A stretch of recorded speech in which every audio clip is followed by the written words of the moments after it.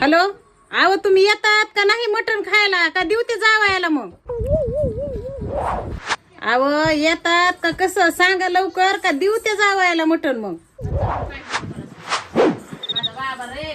मग काय करता का देऊ ते जावायला मटण? मामी काय एकदा फायनल सांगा बरं, मला लय काम आहे गावात तुमच्या ह्याच्यामुळे मी थांबलोय.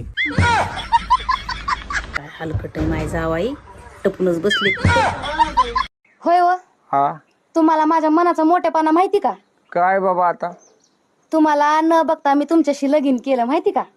आईला हा. इडीच आहे तू. तुला माझ्या मनाचा मोठेपणा माहिती का? काय अगं तुला बघून सुद्धा मी तुझ्या संगच लगीन केलंय.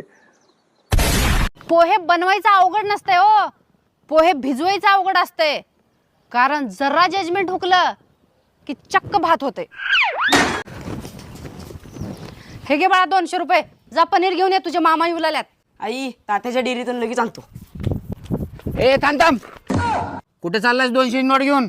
मामाला आल्यात, आईनं पनीर आणाय पाठवले. पनीर म्हणजे आमचे पाहुणे आले म्हणजे हिनं रात्रीचे शिळे तुकडे करून खाऊ घालत्या आणि हिनं पाहुण्याला हिच्या पनीर खाऊ घालत्या. थांब तू इथंच बघतो हिला. सुनी, ए सुनी इकडे बाहेर. काय लय पैसे जास्त झाल्यात का तुला? तुला लय अंबानी झाल्यासारखं वाटलेलं का? हो, काय झालं उगाचच का बोंबलालाय? तुझा भाऊ आला म्हणजे पनीर आणि माझे पाहुणे आले म्हणजे शिळे तुकडे. लय पैसा जास्त झाला का तुझ्याकडं? हा, ते गप पैसे घे आणि डब्यात ठेव आणि गप संध्याकाळी चटणी आणि भाकरी कर.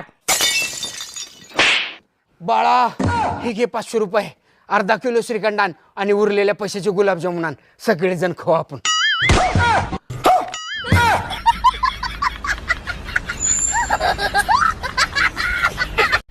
हा बोला ना. तुमचं नाव काय आहे? माझं नाव धुरपाताबाई. धुरपाताबाई. धुरपताबाई. हा. तुम्हाला काय आवडतं खायला?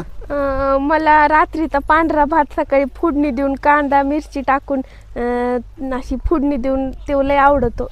तुमचं शिक्षण काय झालंय? माझं शिक्षण MBBS. अरे वा, माझ्यापेक्षा जास्त शिकलात तुम्ही मग. नाही नाही, तुमचा काहीतरी गैरसमज होतोय.